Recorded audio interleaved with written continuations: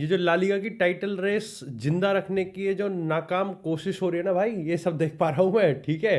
ये 20-20 25-25 शॉट मार के तुम ये 2 गोल नहीं मार पा रहे ना भाई, ये नहीं चलेगा यहाँ पे।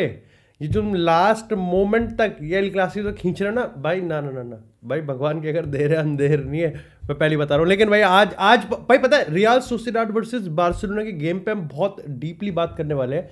लेकिन भाई मैं यहाँ पर बात करूँगा एफकॉन फाइनल की, क्योंकि भाई I would be very very honest, AFCON का ये मेरा दूसरा या तीसरा ही गेम होगा जो मैंने लग के देखा होगा और मजा आ गया, जेन्युइन मजा आ गया। जो कंट्रोवर्सी उस पर बात करेंगे, जिस तरीके से सादियो माने ने नहीं सिर्फ मेरा बल्कि सबका दिल जीता है यहाँ पर, एंड अल्टीमेटली उसको उसका फल भी मिला है, बात करेंगे। क्योंकि मेरे को अब पता चल रहा है कि मैंने अपने चैनल पे यर्गन क्लॉप, जोसे मूरिन्हो, रियल मैड्रिड नया मैनेजर सर्च को लेके अभी एक्सटेंसिवली बात अभी तक नहीं करी है, तो आज इस एपिसोड में वो भी कर लेंगे। और जाबी अलोंसो को सैक होने के लगभग 1-1.5 हफ्ते बाद ही यहाँ पर एक नया क्लब का ऑफर भी आ गया और उस पर उसका क्या स्टैंड हुआ, इन सारी चीजों पर आज हम बात करेंगे। लेकिन सबसे पहले भैया बात करते हैं यहाँ पर बार्सा और सोसिएडाड की। भाई अगर मैं बार्सिलोना का फैन होता, ठीक है, अब मुझे पता है कि कमेंट सेक्शन में तुम सिर्फ मेरी फिरकी लेने के लिए कहोगे कि अरे इसमें मानने वाली क्या बात है, आई वुड बी फ्यूरियस, क्योंकि मेरे को नहीं पता कि और आप क्या कर सकते हो। ये मैच, ये performance was a mixture of unlucky, ठीक है, आप कह सकते हो कि बैड टाइमिंग, आप कह सकते हो कि केयरिंग हो रही थी यहां पर, लेकिन एट द सेम टाइम यहां पर एक डिफेंसिव वल्नरेबिलिटी जो कि अब कहीं ना कहीं हंसी फ्लिक के डिफेंस में हमको देखने को मिल रही है। हमको ये नहीं भूलना चाहिए कि यहां पर हंसी फ्लिक बहुत ही अच्छे रन पे है, बहुत अच्छे रन पे हंसी फ्लिक की है बार्सिलोना, जिसको एट टाइम्स जब जब उसकी बार्सिलोना की जो डिफेंस है वो थोड़ी सी भी वल्नरेबल होती है, लेकिन फिर भी यहाँ पर जो मिडफील्ड और अटैक है वो बचा लेते हैं। ये भी कहना गलत नहीं होगा कि रफीनिया जिन जिन गेमों में खेला है उस गेम में बार्सिलोना लिटरली अनस्टॉपेबल लगी है, और जिन गेम में रफीना नहीं खेला है वहां पर आपको सार्फ एक स्टार्क डिफरेंस पता चल जाता है कि क्यों यहां पर लमीन यमाल को रफीनिया की जरूरत है, क्यों यहां पर बार्सिलोना को रफीनिया की जरूरत है, और क्यों अल्टीमेटली यहां पर हंसी फ्लिक को बार्सिलोना की जरूरत है। यहां पर सबसे पहले लारियल की बात करते हैं, रियल सोसिएडाड। आई थिंक मैं यहां पर प्रॉप्स दूंगा रियल सोसिएडाड को, कि उन्होंने जो करने की कोशिश करी दैट वाज ब्रेव। हालांकि यहां पर यह चीज ज्यादा लंबे टाइम तक चलती नहीं है, क्योंकि बार्सिलोना जिस तरीके से सेटअप हुई थी, दे वर कंप्लीटली डोमिनेटिंग सोसिएडाड। मैं तुम्हें सही बात बता रहा हूं, ये गेम 2-1 तो कहीं से भी नहीं होना चाहिए था, हो ही नहीं सकता है गेम 2-1। ये गेम लगभग 4-1, 5-1, 6 की स्कोर लाइन है, but ultimately football is cruel. मैं ये जरूर कहूंगा कि खुद लमीन यमाल के अगर 1-2 चांसेस की बात करें तो उसको बरी कर देना चाहिए था, बट आफ्टर ऑल भाई अगर मैं कह रहा हूं कि उसको खुद के 1-2 चांसेस बरी कर देना चाहिए था, ये मैं तब कह रहा हूं जब वो 7-8 चांसेस तो दूसरों के लिए बना रहा है यार, 3 बिग चांसेस। यहां पर डैनी ओल्मो, अब मैं उसको अनलकी कहूं या फिर मैं उसको लैक ऑफ फिनिशिंग कहूं, I don't know what we can say, but भाई this performance was totally dominating. मैं यहां पर सोसिएडाड की एक चीज कहूंगा कि they were actually brave at some point, कुछ सीक्वेंस में ब्रेव थे, कुछ सीक्वेंस में वो हर चीज को यहां पर संभालने की कोशिश कर रहे थे। यहां पर बार्सिलोना को उनके हाफ में बॉल जीतने के, फिर उन पर अटैक करने के, काउंटर अटैकिंग उनका कुछ सिस्टम था जो कि यहां पर बार्सिलोना को हर्ट करने के लिए बनाया गया था। लेकिन at the end of the day when you have players like lamin Yamal, when you have players like Pedri, आपके पास जो यहां पर डैनी ओल्मो को भी मिडफील्ड में रख के बॉक्स करने की कोशिश हो रही थी, यहां पर आउट नंबर करने की कोशिश हो रही थी रियल सोसिएडाड को in the middle of the park, real Sociedad के पास उसका कोई यहां पर जवाब नहीं था। अल्टीमेटली यहां पर चांसेस बन रहे थे, यहां पर बार्सिलोना बार बार खटखटा रही थी, रेमिरो के कुछ अच्छे सेव भी निकले थे, लेकिन जब आप यहां पर एक ही गेम में 3 या 4 बार पोस्ट हिट करते हो, जब आप यहां पर अपने चांसेस नहीं बरी करते, पहले 5 मिनट में लमीन यमाल ने पेड्री के लिए बनाया जो कि यहां पर बरी कर देना चाहिए था, और जब आपका डिफेंस कहीं ना कहीं वल्नरेबल होता है तो यहां पर रियल सोसिएडाड ने 2 गोल मार के चल दिए। और ये एक मेरे ख्याल से अवेक कॉल होगा, नॉट बिकॉज कि यहां पर लॉन्ग टर्म में देखो बार्सिलोना फिर भी पेलती जाएगी ला लीगा में, लेकिन हंसी फ्लिक के लिए देजावू या फिर कायदे की बात ये होगी कि भैया देखो चैंपियंस लीग में ना जहां पर गेम होता है मोमेंट्स का, वहां पर ये बार्सिलोना का डिफेंस एक बार फिर से उसको लेट डाउन ना कर दे। लमीन यमाल की परफॉर्मेंस की बात करें भाई, मेरे को लगता है कि that was very very top level, top tier performance थी जो कि उसको कर देना चाहिए था। लेकिन फ्रैंकी डियोंग बढ़िया चल रहा है, बॉल अच्छी चलाई जा रही है, but ultimately if you are not going to bury your chances भाई, आप उसका प्राइस पे करने वाले हैं, और बार्सिलोना ने आज उसका प्राइस पे किया है। ये टोटल ह्यूमिलिएशन हो सकता था रियल सोसिएडाड के लिए, but props and kudos to them कि यहां पर उन्होंने बचे रहे। बल्कि मैं कहूंगा कि लास्ट तक जब यहां पर अगेन जब इक्वलाइजर खाया यहाँ पर रियल सोसिएडाड ने, उसके 1 मिनट बाद ही यहाँ पर उन्होंने गोल स्कोर कर दिया। और आप कह सकते हो कि यहाँ पर पिछले कुछ टाइम से इट इज जूल्स कोंडे वाली साइड, कि यहाँ पर आप बार्सिलोना ज्यादा गोल लीक कर रही है, तो वो भी एक चीज देखने वाली बात होगी कि भाई उसको कैसे सॉल्व किया जाएगा। अल्टीमेटली जूल्स कोंडे का ही यहाँ पर एक फाइनल अटेम्प्ट आता है जो एक बार फिर से पोस्ट हिट करता है, तो भाई ये देखने वाली बात है। भाई सीरियसली भाई मेरे को लगता है कि अगर मैं बार्सा फैन होता तो मैं खिसिया जाता, बिल्कुल पागल हो जाता मैं। बट अगेन मतलब यार, अगर मैं अंडर आई नो यहाँ पर इसका रेलेवेंस ज्यादा नहीं है, but a team that is scoring 25 shots, like taking 25 shots, but लेकिन इसी के साथ यार अब बात करते हैं थोड़ी सी एफकॉन की। भाई एफकॉन का ये फाइनल सेनेगल और मोरक्को, अब देखो मेरे को यहाँ पर बैक स्टोरी ज्यादा नहीं पता थी, लेकिन अब यहाँ पर जो मेरे को बैक स्टोरी है वो हमारे सबके सामने निकल के आ रही है कि क्या क्या चीजें हो रही थी, किस तरीके से एलिगेशंस लगाए जा रहे थे मोरक्को की, दे आर रिगिंग, वो वही जो होता है यहाँ पर यूनिवर्सल जो चीज थीम है कि रिग किया जा रहा है, ये किया जा रहा है। लेकिन मैं तुमको मैच की बात बताता हूँ, लगभग पहले हाफ का तो ये एक गेम था चेस का, ठीक है। दोनों ही टीम अपने अपने तौर पे बहुत ही ज्यादा केयरफुल कॉशियस अप्रोच के साथ खेल रही थी। पर्सनली मैं कहूंगा कि यहां पर सेनेगल के पास अपर हैंड था। कमेंटेटर बार बार इस चीज को दोहरा रहे थे कि क्योंकि मोरक्को अपने होमलैंड पे खेल रही है, अपने होम पे खेल रही है, तो उनके ऊपर प्रेशर है ये फाइनल जीतने का। और सेनेगल क्योंकि वो एक्सपीरियंस है, 3 फाइनल खेल चुकी है, उनके पास सादियो माने हैं, उनके पास काफी अच्छे हैं फिजिकल प्लेयर्स हैं, उनके पास एक आइडेंटिटी भी है। ऐसा नहीं कि मोरक्को के पास नहीं है, लेकिन मोरक्को क्योंकि थोड़ा सा बैकफुट पर लग रही थी। इसमें टैक्टिकल ट्रिविया ये था क्योंकि यहाँ पर लाइक अगर हम पूरे टूर्नामेंट की बात करें तो इट वाज ब्राहिम दियाज और अशरफ हकीमी जो कि राइट विंग को बहुत ओवरलोड करते थे, लेकिन क्योंकि यहाँ पर आज सादियो माने वर्सेस अशरफ हकीमी था, इसलिए हकीमी को ज्यादा ऊपर चढ़ने का यहाँ पर फ्रीडम नहीं था, उसको बार बार ट्रैक बैक करना पड़ रहा था। इसलिए मोरक्को का जो पूरा डायनामिज्म है अटैक करने का वो कहीं ना कहीं फीका पड़ता हुआ दिख रहा था। लेकिन ये पूरा गेम जो कि एक ड्रॉ की तरफ जा रहा था, जो कि एक एक्स्ट्रा टाइम की तरफ जा रहा था, यहाँ पर सेनेगल के पास ही मैं कहूँगा कि अपर हैंड था कि वो यहाँ पर टेस्ट कर रहे थे बोनू को। 1-2 अच्छे सेव भी निकाले, एक तो कुछ बहुत ही तगड़ा सेव निकाला था जो पर आई थिंक एंडाए ने मार देना चाहिए था, लेकिन मोरक्को भी कुछ हद तक यहाँ पर सक्सेस ले पा रही थी। अल्टीमेटली मैं देखता हूँ कि यहाँ पर ब्राहिम दियाज को राइट से mid, but again AFCON final की सारी कंट्रोवर्सी तो गेम के बाद स्टार्ट होती है। आप देखो यहाँ पर यह था कि थ्रू आउट द गेम ऐसा पर्सनली मेरे को फील नहीं हुआ, क्योंकि शायद से मैं बार्सिलोना का मैच देख रहा था, तो फाइनल मिनट्स में जाके तो कुछ बवाली हो गया था। लेकिन फाइनल मिनट्स में कुछ ऐसा होता है कि ऐसा बताया गया कि पूरे गेम में एक स्टोरी बिल्ड हो रही थी कि जो रेफरी के डिसीजन है वो काफी ज्यादा मोरक्को की तरफ साइड कर रहे हैं, काफी ज्यादा उसको फेवर कर रहे हैं। लेकिन ये एक अनप्रेसिडेंटेड लेवल पे पहुंच गया, ये एक बायसनेस और ये एलिगेशन, जब यहां पर सेनेगल सबसे पहले कॉर्नर से गोल करती है, लेकिन यहां पर रेफरी उसको रूल आउट कर देता है बिकॉज ऑफ ए फाउल।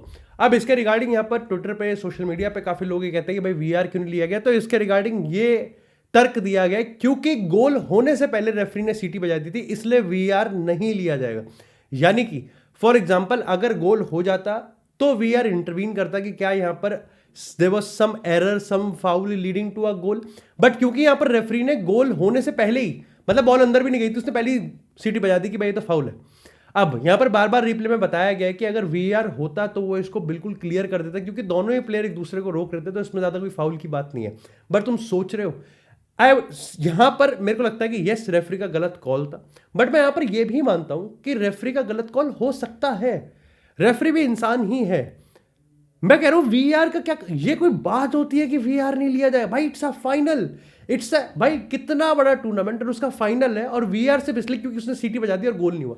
अरे भाई तेरे पास सिस्टम है ना, गेम सिस्टम है ना, या तू उस पर गॉड ऑफ वॉर खेल रहा है, सिस्टम है ना, देख ले, बोल दे रेफरी को। But these are the rules जो कि मेरे को बिल्कुल ही दिमाग के परे जाते हैं मेरे, कि ये रूल कौन से बहुत कीमती टाइम बचाने के लिए। लेकिन ये तो कंट्रोवर्सी की स्टार्ट थी, जैसे तैसे करके सेनेगल की टीम वापस से यहाँ पर भाई बैक उस पर आती है, भाई फ्रंट फुट पे आती है, खेलते हैं, और इमीडिएटली यहाँ पर 1 मिनट के अंदर मोरक्को को पेनल्टी दे दी गई, जो कि यहाँ पर काफी लोगों के हिसाब से बिल्कुल भी पेनल्टी नहीं थी। और यहाँ पर भाई बुद्धि फिरक गई, सेनेगल के कोच ने अपनी टीम को कहा कि भाई यहां से हम जा रहे हैं, हम वॉक ऑफ कर रहे हैं। इमेजिन, ऐसे समझो कि वर्ल्ड कप फाइनल में फ्रांस या अर्जेंटीना में से कोई वॉक ऑफ कर जाए, और यहां पर सेनेगल वॉक ऑफ करके सिर्फ एक प्लेयर था जो कि यहां पर पिच पे था, एंड दैट वाज सादियो माने। ये पूरा ड्रामा 16 मिनट तक चला। अल्टीमेटली सादियो माने अपनी टीम को कन्विंस करने में तैयार हो गए कि भाई उनको आना पड़ेगा, और यहां पर वापस से सेनेगल की टीम पिच पे आती है, जिसके बाद मोरक्को को जो पेनल्टी दी गई थी वो ली जाती है, और यहां पर भी कंट्रोवर्सी खत्म नहीं होती। यहां पर बताया जाता है कि भाई देखो, I would say one of the most humiliating और एम्बैरेसिंग पेनल्टी। और ब्राहीम दियाज के लिए मेरे को बुरा लग रहा है क्योंकि ही वाज भाई one of the best player of AFCON. जिस तरीके से वो खेल रहा था और उसने जिस तरीके से पेनल्टी ली, मेरे को बर्नार्डो सिल्वा की एक पेनल्टी याद आ गई जो उसने मैड्रिड और सिटी वाले गेम में ली थी। बट काफी लोग ये बोल रहे हैं कि पॉलिटिक्स इसके पीछे की ये थी कि सेनेगल को लाया ही इसलिए गया था, सेनेगल को इस शर्त पे मनाया गया था कि मोरक्को अपनी पेनल्टी मिस कर देगी। I know it sounds very outrageous, लेकिन क्योंकि यहां पर ब्राहीम दियाज ने इतना ही एम्बैरेसिंग पेनल्टी लिया तो लोगों के जो पूरा हाइपोथेटिकल और पूरी कॉन्स्पिरेसी है इसको बहुत ज्यादा तूल मिल गई। पर अगेन कॉन्स्पिरेसी का कोई बेसिर पैर नहीं होता, अगर कभी बात बनी तो इस पर बात करेंगे। यहां पर पेनल्टी मिस होती है एंड अल्टीमेटली यहां पर अपना गोल स्कोर करते हैं और सेनेगल जीतते हैं। तो अगेन भाई सादियो माने वाज द गाय जिसने अफकॉन फाइनल पूरा करवाया। अदरवाइज अगर सादियो माने यहां पर पिच पे नहीं रुकते और सादियो माने भी ड्रेसिंग रूम में चले जाते तो मेरे को नहीं पता कि यहां पर अफकॉन फाइनल क्या होता, कैसे नहीं होता। और अगेन उसने भी भाई यहां पर रेफरी को बचाया है भाई एक तरीके से, क्योंकि सादियो माने ने खुद अपने इंटरव्यू में कहा कि भाई देखो रेफरी भी इंसान है, अल्टीमेटली पूरी दुनिया देख रही है और हम ये वो नहीं डाल सकते। This is coming from a captain, this is coming from a senior leader जिसकी टीम ने पेनल्टी कंसीड करी है, उसकी टीम ड्रेसिंग रूम में चली गई है और वो यहां पर अपनी टीम को कह रहा है कि नहीं यार आके खेलो and the game is in extra time. Can you imagine the pressure? इसलिए मेरे को लगता है कि यहां पर सादियो माने ने भाई सबका दिल जीता है and respect for this guy भाई। खैर बात करते हैं अब यहां पर रियल मैड्रिड की। तो जैसे मैंने तुमको कहा कि ज़ाबी अलोंसो का भी एक हफ्ता भी नहीं हुआ है और यहां पर उसको पहला ऑफर मिल गया और वो है एंट्राच फ्रैंकफर्ट का। अब यहाँ पर फ्रैंकफर्ट के जो सीईओ है वो चाहते हैं कि ज़ाबी अलोंसो से मीटिंग करे, लेकिन ये तुमको ही पता है, मुझे ही पता है, ज़ाबी अलोंसो ये ऑफर एक्सेप्ट नहीं करेंगे। उसकी जो मेरे को लगता है साइट है, उसका जो डेस्टिनेशन है that is most probably is going to be Liverpool.